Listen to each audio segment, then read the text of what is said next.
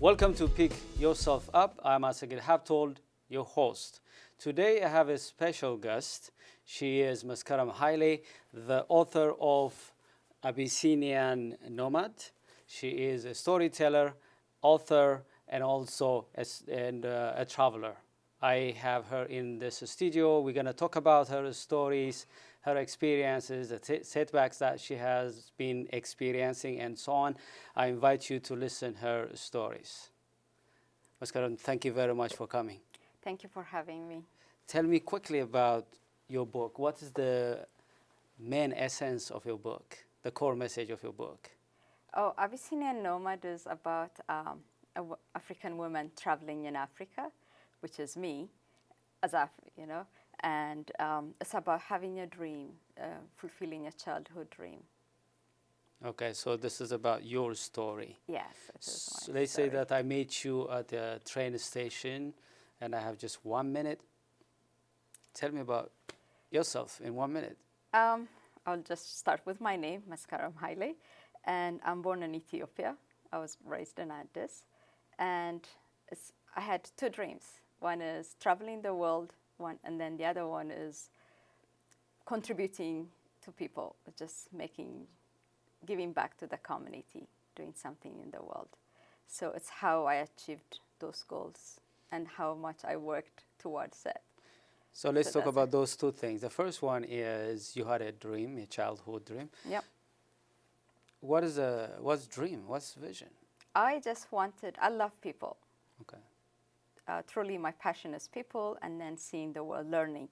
So I decided I'm going to travel the world. I had no idea how. I grew up in Addis, like I said, and at the time there was nothing that said, okay, a girl could go traveling around the world, or that said it's actually possible because, the things we hear about and the economic crisis that Ethiopia was in at the time I was born in Ethiopia. So I didn't have a role model and I didn't know how I was going to do it. But I just wanted that, and I just wanted to make a difference in people's life by the end of the day. So those two things kept. So these are your the dreams. two things, yeah. So do you think you are pursuing your dream right now? Already achieved your dream or still pursuing your dream? I've done way more than I thought I could. I think that's the reason I wrote the book also, because at one point you feel, oh, I know where I started and I know what my dream was. And I've really beyond that, I am here today, and then I keep wondering, like, how did that happen?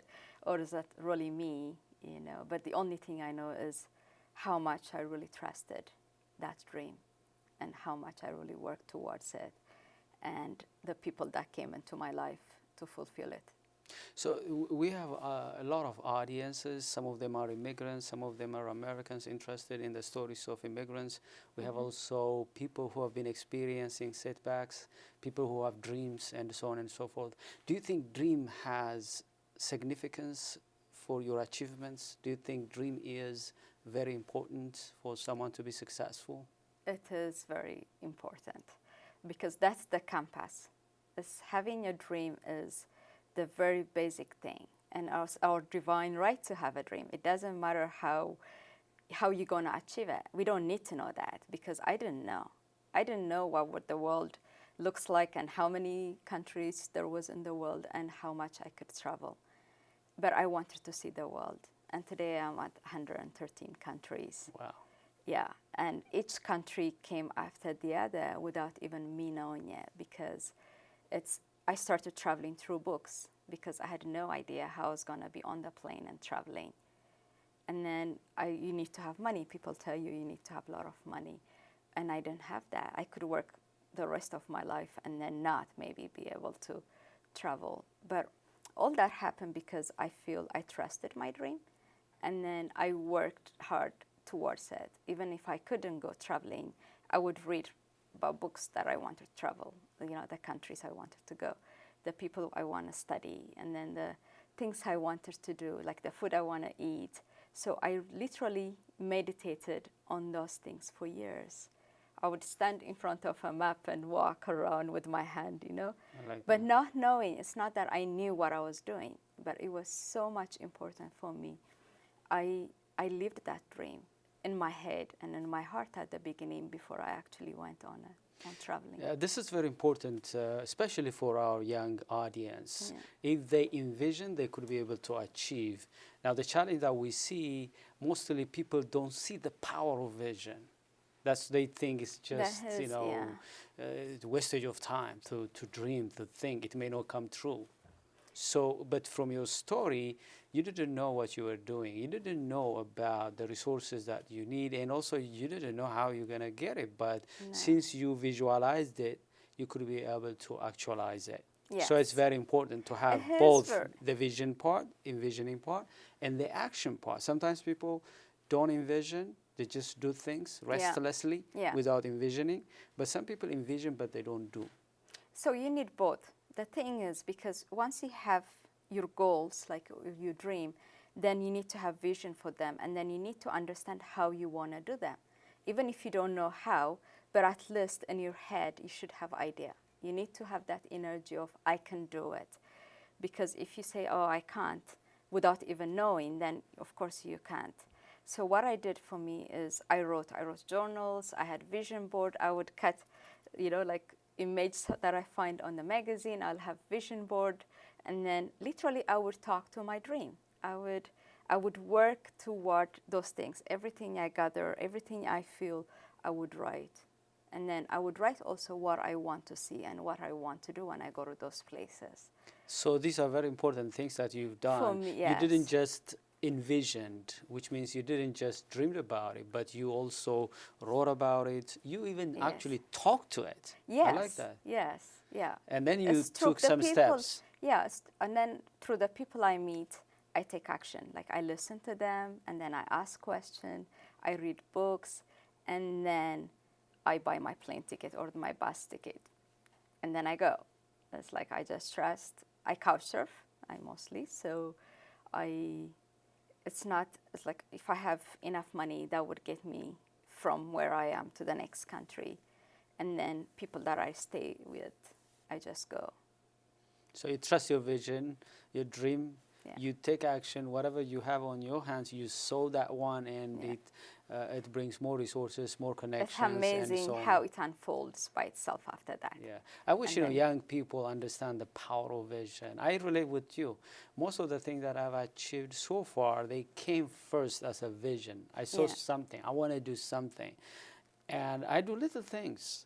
So it's not about your intellect. It's not about actually your education. It's not about your background. If you could be able to see it, you could be able to accomplish it. But seeing doesn't require a lot of things to do. You don't pay for it. You just need to sit down, visualize it, write about it, talk about it, and take action by faith, by trusting your vision. One of the passions that you have also is about helping others. Yeah. So what kind of people do you help, and what kind of things are you helping them? So I didn't know what it meant. I knew it meant for me is because I saw my mother doing it, and I felt, okay, this is what I want to do the rest of my life. And I started volunteering, and then I started, working some places where I thought, okay, this is how I'm going to contribute. But I didn't know what would be the bigger picture and what way I was going to, work toward this dream. Because there's no guideline that comes with it. When you have a vision, when you have a dream, it's a dream. So you just have to trust it and then roll with it and then see where it gets you. So I really did a lot of volunteering work around it. And then it just felt it was not enough. It was not, this is good. This will get you somewhere else. So that thing would connect me with someone else, and then I would find out about something, and then I'll end up doing that work for sometimes, and then someone else. It feels like you're graduating from school. Yeah. And then that's been most of my life. And finally, I did economics and international relations, and then it just, everything was really going away from this things I studied. But I just said, okay, I'm gonna trust this thing. Today I do life coaching and leadership training, and I also young people. To young people, what kind adults. of things you do what kind of things you show them and coach them? Personal development, because I really feel everything starts from us. it has to start from me before I learn teaching others, before I lead others. And then I have a good example because I'm living it. Yeah. And then I keep saying, if I could only share this with one person, with one young person who believes, oh, I'm born in Africa, so Africa is poor, I can't do this. And I'm like, no, you have no idea, because I'm in Africa where everyone probably wants to be a doctor and a lawyer, and my dream was to travel the world. That was really bizarre for a lot of people. And I have people who said, are you crazy? Why don't you just go study and then go work somewhere? And I really didn't believe that. I was like, yes, sometimes you get really kind of carried away because people would insist that's what you should do. But you also have to follow your own heart, you know? You say, okay, this is good. I'm doing this, but it's not fulfilling me. You know, it might look good for outside, you know, for what people see. But the truth is, I'm not happy. If you're not happy, you cannot really make other people happy. You can't serve other people. You don't have competitive advantage. You can't serve. That's the thing. And for me, serving is a big, you know, a big thing. That's my big dream. So that didn't align for me. So I had to say no to a lot of things in a way to get to where I am. And then that kind of unfolded to what I do today. And by the way, one thing you mentioned very important, not just for Africans. There are a lot of African immigrants in the United States, in our county. yeah, And also there are other immigrants coming from other parts of the world. yeah, And many people have that kind of excuses. You know, I'm from Africa, I'm from this country. yeah. We all from have. that culture, I cannot be pursuing this thing in the United States. I don't have the advantage. I don't have what it takes and so on. But that's not true. No, it's Especially, for example, if there are people watching in our county in the United States, if they think that they cannot succeed and pursue and achieve their dreams, that really is just an excuse. If they envision, if they're passionate about one thing, if they know it, Yeah. if they're passionate about it, if they take action, if they have coaching, mentoring, and so on, they Yeah. could be able to achieve their dreams. Yeah. And you are a good But example. Many people, Thank you. they don't have that kind of vision from Africa. Like, I want to travel the world. Looks like a luxurious Exactly. dream. No, yeah, that's what people think. But I have to say, you need to be very truthful to yourself, brutally truthful to yourself and to your dream, because it's not easy. I'm not sitting here and saying, oh, okay, you just write your Dream it vision and get board it. and no. Your dream would test you, and you would be tested in every way possible. And if you really prove, you know, like you're Worthy of the vision. worthy of the vision, and you clearly know you're doing it because you trust it and you believe in it, and then that would manifest. It's a good place to take a break. Dear our viewers, we will be back very quickly. I grew up in the housing projects of Cleveland. I didn't even know that life could be any better than it was. Education for me has been a way to get away from the agony of what was normal life. I want to be able to impact the community, not just look back on where I came from, but to reach back to where I came from and pull some people up with me. My name is David, and I am your dividend. Welcome back. This is Pick Yourself Up. I'm Asagid Habtold, your host. Today in our studio, we have Maskarm Haile. We've been talking about her stories, and we're going to continue to talk about her stories and some of the challenges she has been experiencing and how she overcome them. Before we went for a short break, you mentioned about having vision is not enough. There are challenges, there are some resistances and setbacks. Tell me about what it takes to pursue and accomplish one's dream and vision. Oh, I would start with fear. Okay. Because we're all humans, so we have fear. And that fear will tell you, you know, like, oh, you can't do this. And then, or you don't, especially if you're doing something new that's never been done around your family, around your culture and the country you live in, you know, like people don't know, then there is more fear because they're going to tell you how scary that is, how wrong that is. So if you keep listening to those things, you get discouraged. So I say, first, you talk to that fear and say, I hear you, but, you know, I'm going to do my thing. I won't bow down to you. Yes, I'm going to, you know, I'm not giving up.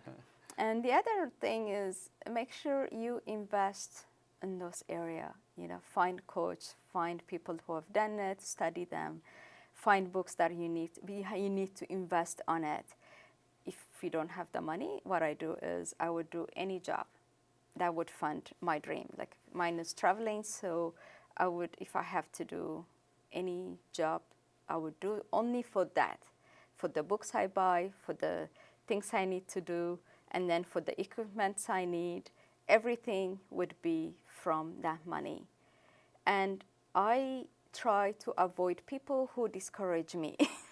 I would love them, but I would stay away a lot, because if I keep surrounding with people who tell me I can't do it and I shouldn't be doing it, then I'm gonna have fear and I'm not gonna be able to achieve my dream. I only know how I feel about my dream, so I try to, you know, surround myself with people who do the same thing, or if not, I do with people who understand what I want to do, or people who just trust me for who I am and for what I dream, and they would just encourage me, but not people who discourage me from doing it. Yeah, let me interject. You're talking about two voices. Yeah. That may, inject fear in you. One is your own little voice. You yourself, yeah. I think that's the most powerful compared to the outside voices that may bring fear into you. And if you overcome the inside voice that threatened you or frightened you, you could be able to stand up to the voices outside of yourself. No, sometimes what happens is if you have that voice, you can tame it, you can work with it. Yeah. It would show up, you could talk to it, and then it would go down. Okay. So you have that. But if I keep coming to you and I feed that fear without you consciously or unconsciously, that's gonna go, you know, bigger. Yeah. And then that's gonna overpower your, you know, your courage, your strength. Yeah. So there will be always a fight. Yeah. Because sometimes when you hang out with the wrong people and you come back and you doubt everything, Yeah. that's what I'm talking about. Yeah, definitely. I understand, the the people outside you hang out voices, with. but you can just, ignore them, move on. But the inside voice is always with you, the fight. Most of my readings tell me that if you conquer yourself, there is no outside force that could be able to conquer you. And I think most people quit because they couldn't overcome that little voice that discouraged them. But I understand, even if you overcome that, you still have fights with the outside forces, including people that may come to you and say you cannot do it. But you have to really know how to bring the right people around you. Yes, but you can say no to a lot of outside people. What happens if they're your family? What if that is your mother, your father, your sisters, your brothers? So they're so close to you, and you want to make them happy. You want to make them proud. You want to listen to them. If you're younger, then you have, this elder voice that you need to respect. So it has nothing to do with disrespecting that, but it's just saying yes to your dream. So let me ask you, you're not saying that you don't listen to other people? No. Yeah. You still listen. For example, if there are people who support you, who understand that you have a vision, they may not understand it. They support you. They want you to win.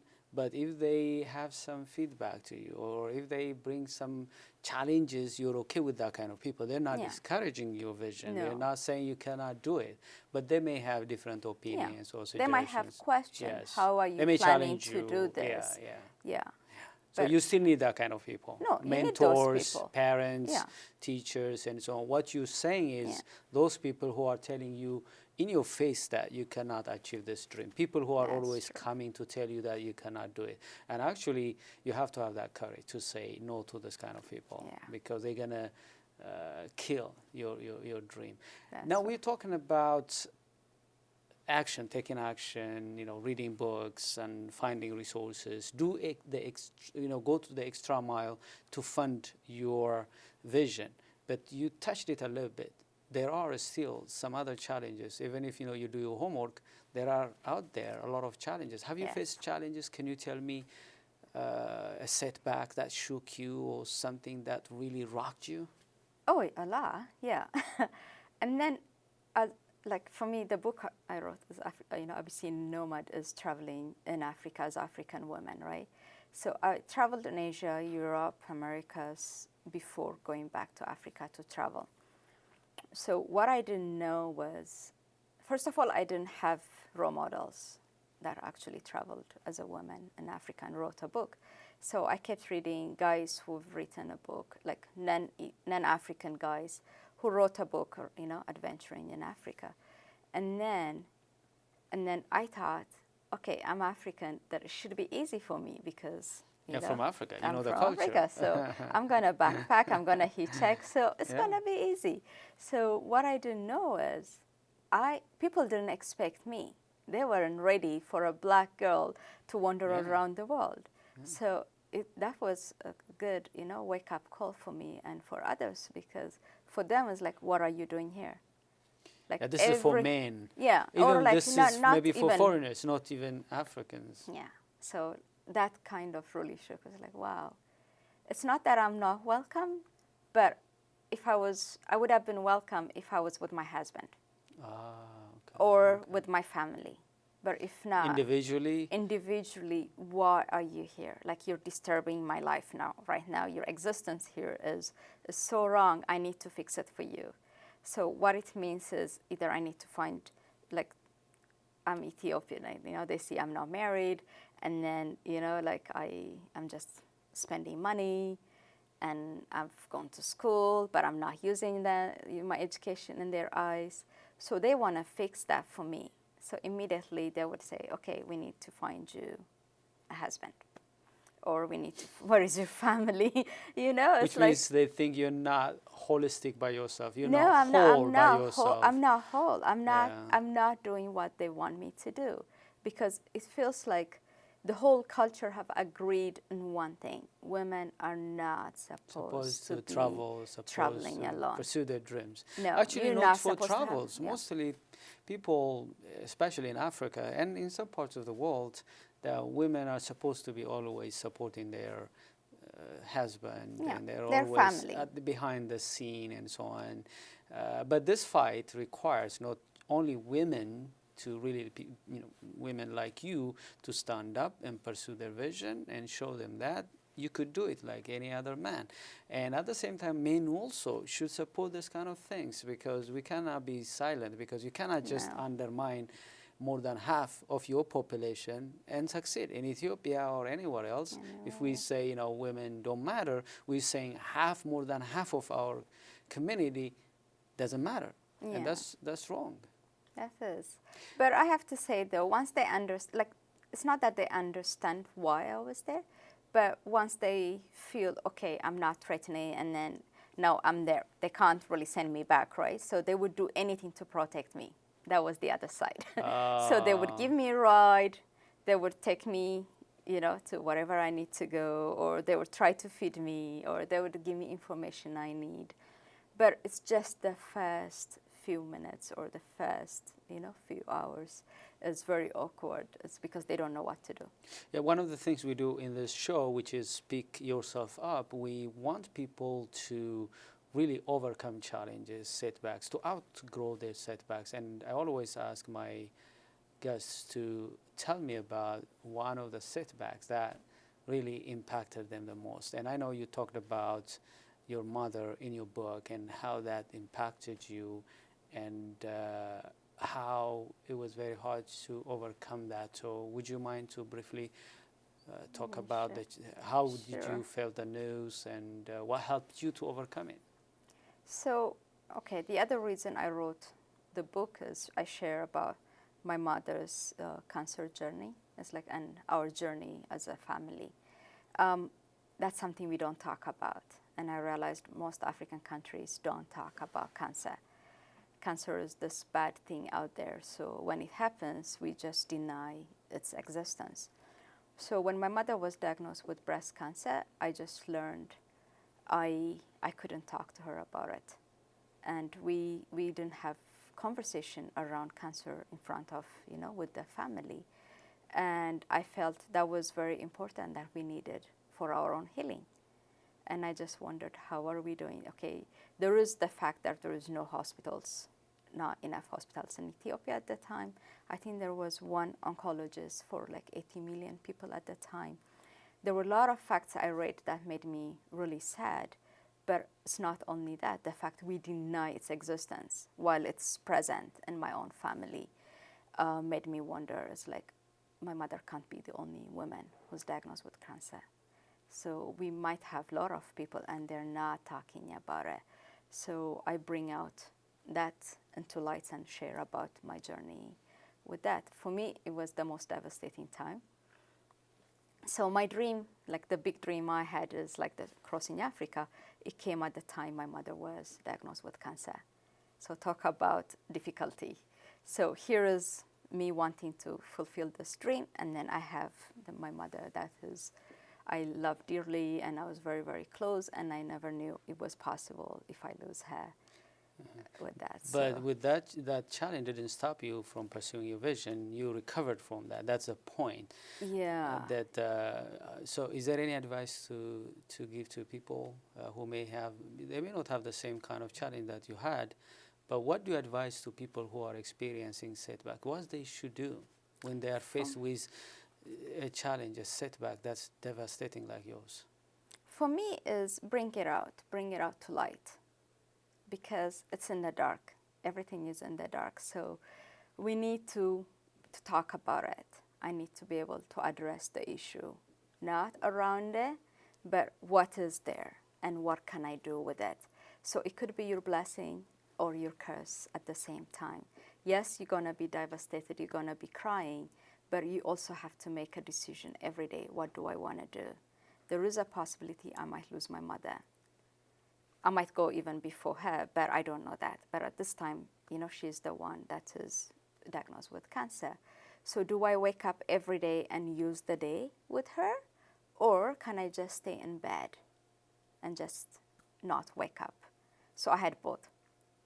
So I chose most of the time, knowing that even if I'm weak inside and not, just wanting to break down, I went out every day to hang out with my mother, and I did things that I wanted to do. All right. So sorry, we don't have time. How can people reach out to you? My website is abyssiniannomad.com, and I am on the social media. Okay. All right. Yeah. All right. On behalf of our viewers, thank you very much for coming here, sharing your story about your book and your travels. Thank you once again for coming here. Thank you for having me, Nasik. Thank you. Dear our viewers, this is my hope that you enjoyed our conversation. Until I see you with another program, have a wonderful time. Thank you very much for watching.